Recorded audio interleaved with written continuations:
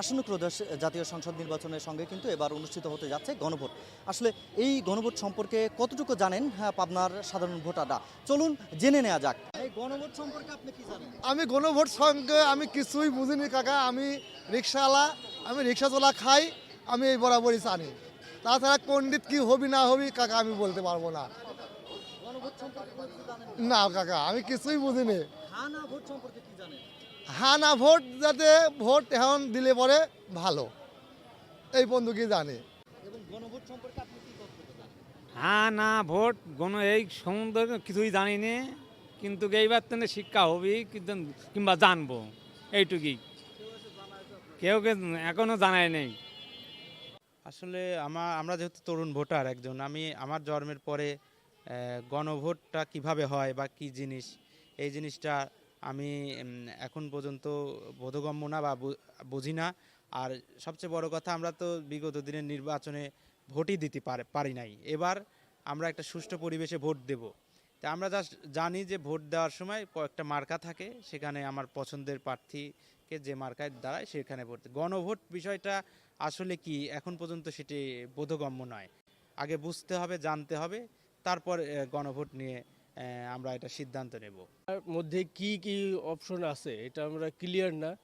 তারপরে নায়ের মধ্যে কি কি আছে, সংবিধানের সম্বন্ধে কি বিষয় আছে না আছে, এই বিষয়টা আমরা ক্লিয়ার না, যার জন্য এখনো সন্দেহ রয়েছে যে কোনটাতে দিব। এটার বিষয় আমাদের আগে জানতে হবে যে হার মধ্যে কি আছে, নার মধ্যে কি আছে, তবেই আমরা সিদ্ধান্ত নিতে পারবো।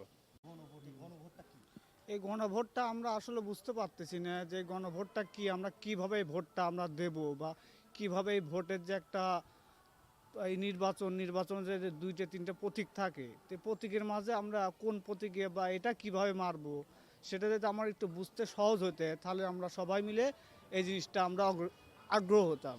কিন্তু আমরা তো এই জিনিসটা বুঝতে পারতেছি না, যার জন্য আমার জন্য কোনো জিনিসটা ক্লিয়ার হচ্ছে না। তা আমরা যদি বোঝাই যেটা সহজ হয়, তাহলে আমাদের জন্য সবার জন্যই ভালো হয় জিনিসটা। গণভোট সম্পর্কে আমরা যেটা জানি হচ্ছে, আমরা সাধারণ মানুষ যে ভোটটা দেবো সেটাই হচ্ছে গণভোট আর কি, এতটুকুই। আমি কিছুই জানি না, এটা বাবু আমরা কিছুই জানি, আমরা দেইও নি জানিও নি। হ্যাঁ না ভোট সম্পর্কে কি জানেন?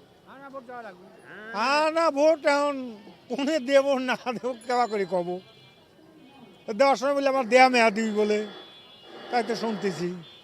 দর্শক, এত সময় শুনলাম পাবনার সাধারণ ভোটারদের মতামত। আসলে এই গণভোট নিয়ে কিন্তু আসলে জেলা প্রশাসন এবং জেলা রিটার্নিং কর্মকর্তাদের পক্ষ থেকেও কিন্তু বিভিন্ন সময় সাধারণ ভোটারদের আসলে অবহিত করা হচ্ছে, কিন্তু এখনও সাধারণ অনেক ভোটারই কিন্তু জানেন না যে এই গণভোট আসলে কিভাবে দিলে, দিলে কী হবে এবং না দিলে কী হবে। আসলে এত সময় এই গণভোট সম্পর্কে জানানোর জন্য যুক্ত ছিলাম পাবনা থেকে আমি ফজলুল হক।